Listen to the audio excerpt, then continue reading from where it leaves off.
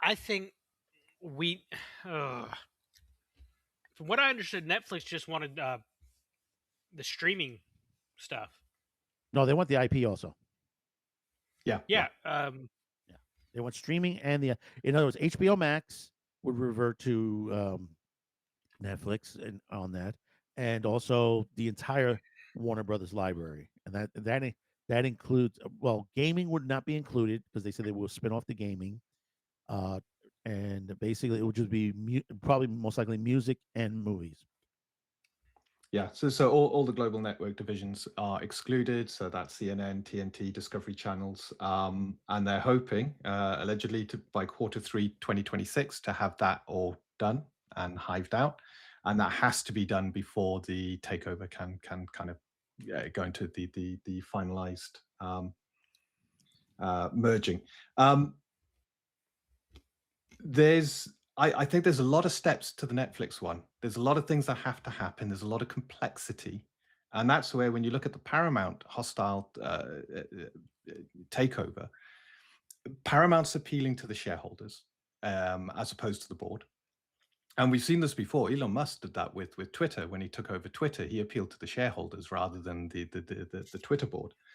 So I think it's a bit of a risky strategy, but it could work. And they're promising, Paramount are promising a cleaner merging or a cleaner takeover, because they're not going to hive out bits and pieces. They're not going to take the less profitable bits and throw them away, and only keep the more profitable bits. But Madman, you mentioned something which was really, I hadn't actually considered it, but the IPs. You suddenly have Paramount having twice as many IPs. It's got its own, and then it gets all of Warner Brothers. Has it got the bandwidth to actually utilize all of those IPs? That's a good question. Does they yeah, have the that's technology? Yeah. Or is their production going to be the same, so you actually get half of the IPs being used? Whereas Netflix, I think they're in a prime position to really start to exploit those IPs and put money behind and get production done. Put it this way: another. when it comes Go to ahead. Netflix versus the other streaming sites, how many times have you heard Netflix crash? And I'm not talking the That's live shows, true. and I'm not talking the live feeds. I'm Yeah, talking just standard streaming. they are It's like incredibly reliable. I remember watching the that Tyson Paul fight, and uh, it was just it was the worst thing I ever did. I don't think I've ever had that problem watching Netflix. No, not at all. Well, the problem with and people won't tell you about it, with the live feed problem, it's a local origination issue. Because if you don't realize, Yeah, is that Netflix has centers within certain cable companies and throughout the country. So some of the feeds are helped boosted along by some of the cable companies. And the live that's what happened with the live feed. The live feed, you were going from state to state because you heard say someone in New York said, "Oh no, I'm okay," but then someone in like Oregon was like, "Jesus, it keeps crashing on me." yeah. Another thing that I just read that I didn't think of: how is this going to affect the theater industry Mm.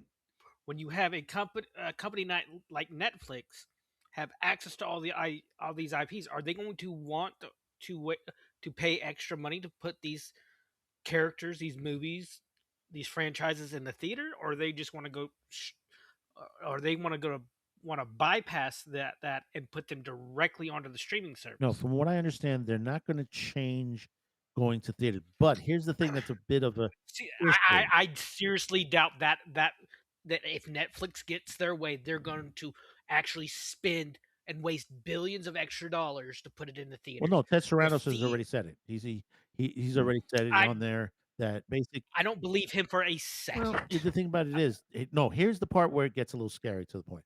They claim mostly on the average today.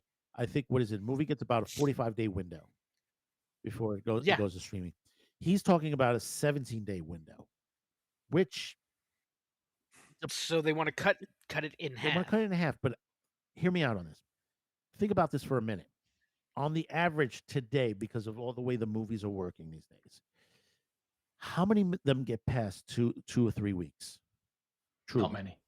The, not the, the, many at the, all. And the box that's office a just lot to falls after about 2 weeks. and that's a lot of blame on streaming services now. I remember it was Matt Damon. I remember talking about him, hearing him talk about this because it really resonated with me. Mm. He said, back in the day, a movie had money in the theater. You could go pay. You paid to go see it in the theater.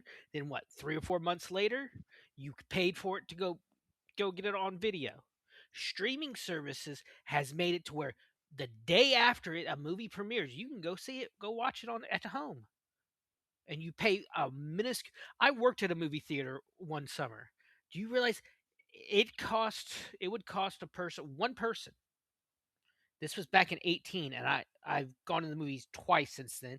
It cost me almost $40 just for me to get in, get a drink, and a small drink and a popcorn. The best thing about working in a movie theater was I got one free movie a day and half off on concessions. I went and saw Deadpool 2 for $7. I loved it, but it's and that's why I say again, if they when they cut that 40, what did you say, 47 day 45. 45 down to 17, the prices for tickets and food are going to skyrocket even more. Yeah. I remember. That's a possibility. No, it's not a possibility. It's a fact. Well, no. You have to remember, we're dealing now with some changes that are going on in theaters, with theaters wide. You're seeing a cutback on the multiplex. Mostly the ones that are starting to rebuild themselves are either duplexes, tri theaters, or single art house theaters, or the multi art house theaters.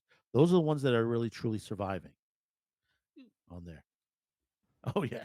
Holy crap. Did hell just freeze over? Why? Because I agree with Jane Fonda on something. What did you agree on, Jay Holy Fonda? shit. I'm just reading like people's like take while we're talking on the merger, and she pushed back. She's called the deal catastrophic and urged the DOJ to review the deal, which I think that's what they announced today. Elizabeth Warren said that over the weekend. I don't listen to Pocahontas. Exactly. Well, I think you guys should go back to the multiplexes. I mean, I think the difference, the reason for multiplexes is that you could go to the movies and you could be guaranteed to have something that you like there, because there'd be Yeah. 8, 12 movies on.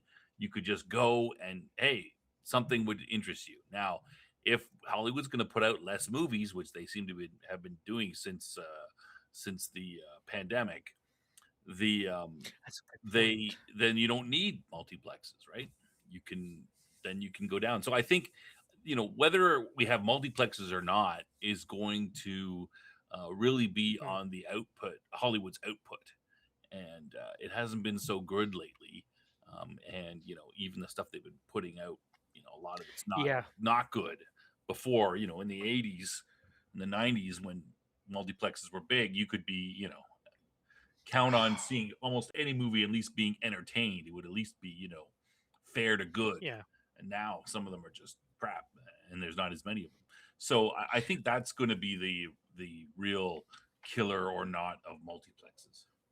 I mean, when you have people already, they're asking for an honorary Oscar for a dog.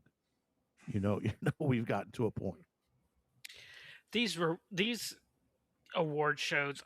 I want to work in the industry. I actually have an industry job tomorrow that I'm going to go be an extra in a little local film, which I'm super excited about. These I don't care if I ever win an award. All these award shows are just giant circle jerks. Oh yeah, that's what it is. It's drink a little, uh, profess yourself like Jane Fonda does. Like Hanoi Jane. Back in the day. What your beliefs are, and that's it. The end of the show. Yeah. And if you say anything wrong, Will Smith will come slap you. I still I I thought still for can't like believe that happened. I just like I thought for like a week, I'm like, that was a skit, right? Mm. Holy shit, it wasn't a skit. well, you got to remember, go back in the history of the Oscars.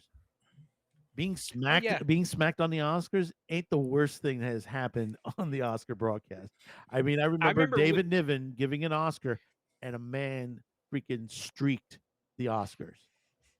Remember when Marlon Brando won an Oscar, refused to come and accept it, and instead sent an Indian woman who actually wasn't an Indian That's woman? the best part of it. But see, yeah, years later, they sent an Indian one. But let's protect the Indian settlements and stuff like that. And then years later, you're like, she ain't an Indian.